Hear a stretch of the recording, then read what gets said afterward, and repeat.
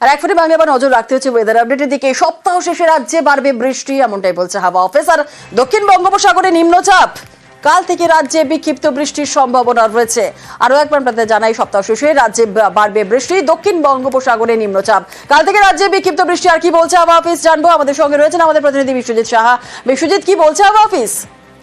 একদিকে পশ্চিমী ঝঞ্ঝা, অন্যদিকে বঙ্গোপসাগরে নিম্নচাপ তৈরি হয়েছে, যদিও তা অনেকটাই দূরে রয়েছে। তবে তার যে প্রভাব, তাতে জলীয় বাষ্প ঢুকবে রাজ্যে এবং তার ফলে বজ্রবিদ্যুৎ সহ বৃষ্টির সম্ভাবনা বাড়বে। এবং তার সঙ্গে সঙ্গে শুধুমাত্র দক্ষিণবঙ্গ নয়, উত্তরবঙ্গেও বৃষ্টির সম্ভাবনা বাড়বে। এবং এই বৃষ্টি আগামীকাল অর্থাৎ বৃহস্পতিবার থেকে আরো একটু বাড়বে, এমনটাই সম্ভাবনা। বিক্ষিপ্তভাবে বৃষ্টি হবে, সব জায়গায় একই সঙ্গে হবে এমনটা নয়, তবে বিক্ষিপ্তভাবে বেশি বৃষ্টি দক্ষিণবঙ্গের পশ্চিমের দিকের জেলা এবং উপকূলের জেলাগুলিতে বেশি হওয়ার সম্ভাবনা। উত্তরবঙ্গের ক্ষেত্রে ওপরের দিকের 5 জেলা অর্থাৎ দার্জিলিং, কালিম্পং, আলিপুরদুয়ার, কোচবিহার, জলপাইগুড়ি, এই জেলাগুলিতে ঝড় এবং বৃষ্টি দুটোই বাড়তে পারে আজ এবং আগামীকাল, যেমন সব জেলাতেই রয়েছে। এবং তারপর থেকেও পশ্চিমে উপরের দিকের জেলা অর্থাৎ দার্জিলিং সহ 5 জেলাতে ঝড় বৃষ্টি চলবে উত্তরবঙ্গের ক্ষেত্রে। ধন্যবাদ বিশ্বজিৎ।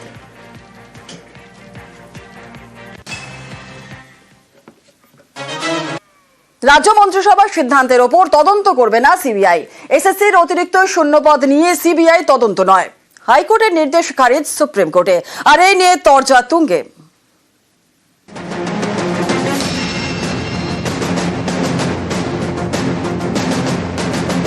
রাজ্য মন্ত্রিসভা তৈরি করে অতিরিক্ত শূন্যপদ। 2022 সালে এই অতিরিক্ত শূন্যপদ নিয়ে সিবিআই তদন্তের নির্দেশ দেয় হাইকোর্ট। এ নিয়ে বিকাশ রঞ্জন ভট্টাচার্যের সুর ছিল সপ্তমে। সুপারনিউমারি পোস্ট করে সবাইকে চাকরি দেবেন, তারা চাকরি প্রার্থীদের বোকা বানানোর চেষ্টা করছে, কিংবা আরেকটা দুর্নীতির পথ খোলার চেষ্টা করছে। দেখুন, সরকারি চাকরিতে না একটা কাডার থাকে, অর্থাৎ কতজন কর্মী থাকবে তাতে নির্দিষ্ট সিদ্ধান্ত থাকে। অনেক সময় দেখা যায় কাজ করতে গেলে পরে এরকম 1 2 তারা হয়তো বাড়তি হয়ে গেছে। সেই বাড়তি যারা হচ্ছে তাদের চাকরি টিকিয়ে রাখার জন্য একটা সুপারনিউমারি পোস্ট করে, সেটা একটা ব্যাপক নিয়োগের ক্ষেত্রে কখনো করা যায় না। সেই পদ্ধতিকে বাদ দিয়ে আমি আজকে 5000 সুপারনিউমারি পোস্ট তৈরি করব, সেটা তো প্রকৃতপক্ষে যে আইন, সেই আইনটাকেই লাথি মারা হচ্ছে। এই কাজ রাজ্য সরকার করতে পারেন না। যখন ওরা ডিসিশন নিয়েছিল তখন ওরা টেন্টেড আনটেন্টেড ভাবছিল। ওদের যে ডিসিশন সেটাও কলকাতা হাইকোর্টের রিট পিটিশন পেন্ডিং আছে, তাতে বিচার হবে, কিন্তু সিবিআই ইনভেস্টিগেশনটা হবে না। ক্যাবিনেটে যখন নোট তৈরি হয়েছিল তখন এটাও বলা হয়েছিল কি subject to the final judgement of the Calcutta high court. সেই জন্য এই যে ওই ডিসিশনটাও ফাইনাল নয়, যেহেতু হাইকোর্টে পেন্ডিং আছে, সেখানে বিচার হবে। ইন দ্য মিন টাইম এই ক্রিমিনাল ইনভেস্টিগেশনটাকে স্টে করলেন সুপ্রিম কোর্টে, খুব ব্যালেন্সড অর্ডার। স্থানীয় লিগে আমরা দেখতে পাই, আমরা দেখেছি ফুটবলে বিকাশ পাস বাড়ায়, কৃষাণু গোল করে। এত ভালো টিউনিং, দুজনে এত ভালো সেটিং বিকাশ কৃষাণু। ন্যাশনাল লিগে গিয়ে দেখা গেল যে কৃষাণু খেলা ছেড়ে দিয়েছে বা অবসর নিয়েছে বা পেশা পাল্টে ফেলেছে। তখন বিকাশ কাকে বল দেবে? কৃষাণু নেই, মাইনাস করছে, কেউ গোল করতে পারছে না। তাহলে বিকাশ ওনার এখন কি করা উচিত? ওনার স্থানীয় গজু বসু, পল্টু দাস, এদের বলা উচিত অন্তত একটা চিমা যেন মোতায়েন করে। মানে যা পাস বাড়াবো, কৃষাণু তো নেই, পেশা পাল্টে ফেলেছে। বছর তিনেক আগে এসএসসি নিয়োগে অতিরিক্ত শূন্যপদের ছাড়পত্র দেয় রাজ্যের মন্ত্রিসভা। এ নিয়ে মামলা হয়, সিবিআই তদন্তের নির্দেশ দেয় কলকাতা হাইকোর্ট, যা মঙ্গলবার খারিজ করে দিয়েছে সুপ্রিম কোর্ট। আমি এই রায়ের ফলে খুব আনন্দিত। বিচারপতি অভিজিৎ গাঙ্গুলি তিনি থাকার সময় যে পক্ষপাতদুষ্ট রায় দিয়েছিলেন সেটা শেষ হল। আমরা যে বারবার বলছিলাম যে হাইকোর্টের একটা অংশ পক্ষপাতদুষ্ট রায় দিচ্ছে, সেটা তো প্রমাণ হল। এর ফলে প্রমাণ হলো যে সরকার যে সুপারনিউমারি পোস্ট তৈরি করেছিল সেগুলো বৈধ এবং এদের চাকরি দেওয়ার পদ্ধতিটা শুরু করা যেতে। ক্যাবিনেটের ক্ষমতা আছে সুপারনিউমারি পোস্টও তৈরি করতে। সিবিআইকে যদি পাওয়ার দিয়ে দেওয়া হয় ক্যাবিনেটের ইয়েকে ইনভেস্টিগেট করবে, তো মারাত্মক ইনসিডেন্ট হয়ে যাবে, তাহলে কোনো ক্যাবিনেটই কাজ করতে পারবে না। তাই জন্য অর্ডারটা খারিজ করেছে। উনি আর আরেকজন বড় নেতা বিজেপি যে বলেছিল না হোল ক্যাবিনেটকে জেলে ঢোকাবো এই সিবিআই ইনভেস্টিগেশনে, গালে কেমন চুন পড়ে গেল বলো। তারা গিয়েছিলেন যে গোটা মন্ত্রিসভাটা যদি জেলে চলে যায় তাহলে কি করে রাজ্য চলবে। তার জন্য তারা কোটি কোটি টাকা খরচা করেছে, নামি দামি উকিলদের দাঁড় করিয়েছে, তারা মুক্তি পেয়েছে। কিন্তু যে 26,000 ছেলে মেয়ের চাকরি চলে গেল, তারা কি পেল? আজকের মামলার রায়ে তারা কি পেল? সরকার তো বাঁচিয়ে নিল নিজেকে পয়সা। নিউজ 18 বাংলা।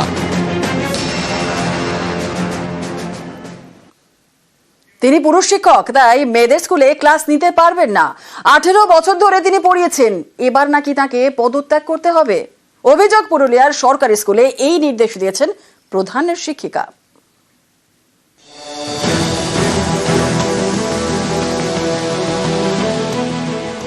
পুরুলিয়ার হুড়া ব্লকের লক্ষণপুর, এখানে যোগদা সৎসঙ্গ কন্যা বিদ্যালয়। 2007-এই সরকারি স্কুলে পার্শ্ব শিক্ষক হিসেবে কাজে যোগ দেন সমীর দেওঘরিয়া। ফিলোসফি টিচার, 18 বছর পড়িয়েছেন সেই সমীর দেওঘরিয়া এখন চরম বিপাকে। তার অভিযোগ, প্রধান শিক্ষিকা নাকি তাকে বলে দিয়েছেন তিনি পুরুষ, তাই মেয়েদের স্কুলে আর পড়াতে পারবেন না, পদত্যাগপত্র জমা দিতে হবে। চাকরি বাঁচাতে জেলা স্কুল পরিদর্শকের অফিসে চিঠি লিখেছেন সমীর স্যার। যোগদা সৎসঙ্গ কন্যা বিদ্যালয়ে 2007 থেকে পড়াচ্ছি ফিলোসফি। তো 2007 থেকে 2025 18 বছর আমি ওখানে পড়ালাম। আমাকে হঠাৎ 3রা এপ্রিল বলা হলো আপনাকে আর কাল থেকে স্কুলে আসতে হবে না। আমি কারণ জিজ্ঞাসা করলাম, সেই হিসাবে ওনারা বলছেন যে আপনি পুরুষ মানুষ, তাই গার্লস স্কুলে আপনাকে রাখা যাবে না। আজকে 21 শতাব্দীতে এই ধরনের কথাবার্তা মানে কি বলবো, চিন্তা করাই যায় না। এটা একটা অমানবিক কাজ। সিদ্ধান্ত যেটা পুরোটাই কিন্তু মেয়েদের স্কুল এবং মেয়েদের স্বার্থে, এবং যেটা আমাদের কর্তৃপক্ষ নিয়েছেন সেটা আমরা বিবেচনা করতে বাধ্য, এবং এটা কর্তৃপক্ষের সিদ্ধান্ত, সেখানে বাড়তি কিছু আমার এখানে বলার নেই। কর্তৃপক্ষ এখানে সিদ্ধান্ত নিয়েছেন। গার্লস স্কুলের ক্ষেত্রে আমাদের কিন্তু যেটা সরকারি নিয়ম, টিচিং পোস্ট কিন্তু গার্লস স্কুলের ক্ষেত্রে পুরোপুরি ফিমেলই হতে হবে, সেখানে কিন্তু মেল অবলিক ফিমেল এই জায়গাটা নেই। এগুলো তো স্কুলের পুরোপুরি নিজস্ব ব্যাপার, এই সংক্রান্ত আমাদের কাছে কোনো তথ্য বা এনাদের যে নিয়োগের যে ডকুমেন্ট ডিআই অফিসে জমা থাকে এরকম কোনো ব্যাপার নয়। ওগুলো কিন্তু স্কুল নিজেদেরই লোকালি অ্যাভেলেবিলিটি অনুসারে স্কুল ম্যানেজিং কমিটি ডিসিশন নেয়। পুরুলিয়া থেকে ইন্দ্রজিৎ মণ্ডল, নিউজ 18 বাংলা। রোগে আঙুল বেঁকে গিয়েছে, চোখেও রয়েছে সমস্যা। আর এই কারণেই 16 বছর ধরে আধার কার্ড তৈরি করা যাচ্ছিলই না। এই খবর দেখায় নিউজ 18 বাংলা। আর খবরের জেরেই বাঁকুড়ার যুবক শেষমেশ আধার কার্ড পেলেন।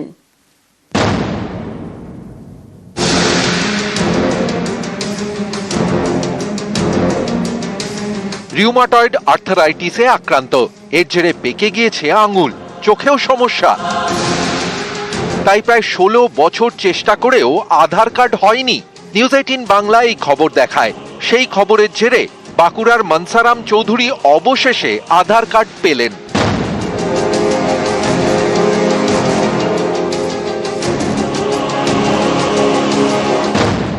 নিউজ 18 বাংলার জন্য আধার কার্ড হাতে পেয়েছি, সেই জন্য অনেক খুশি। নিউজ 18 বাংলাকে অনেক ধন্যবাদ জানাই। আমার আজকে ট্রিটমেন্ট হবে। 16 বছর ধরে আমার কোনো ট্রিটমেন্ট হয়নি, ওই আধারের জন্য ট্রিটমেন্ট হচ্ছিল না। আজ হাতের আঙুলগুলো বেঁকে গেছে, চোখের রেটিনার গোলমাল আছে। নিউজ 18 বাংলার জন্য আমার আজকে স্বপ্ন পূরণ হলো। খুব খুশি, অনেক আনন্দ লাগছে। বাঁকুড়ার ওন্দার ছাগুলিয়া গ্রামের বাসিন্দা মনসারাম রিউমাটয়েড আর্থারাইটিসে আক্রান্ত। এই রোগে শরীরের বিভিন্ন অঙ্গ বিকল হয়ে যায়। মনসারামের হাতের আঙুল বেঁকে যায়। কোনোভাবেই আঙুলের ছাপ নিয়ে আধার কার্ড তৈরি করা যাচ্ছিল না। আধার কার্ড না থাকায় তিনি বিনামূল্যে সরকারি চিকিৎসা পাচ্ছিলেন না। গত মাসে এই খবর দেখায় নিউজ 18 বাংলা। সেই খবরের জেরে আধার কার্ড হাতে পেলেন মনসারাম।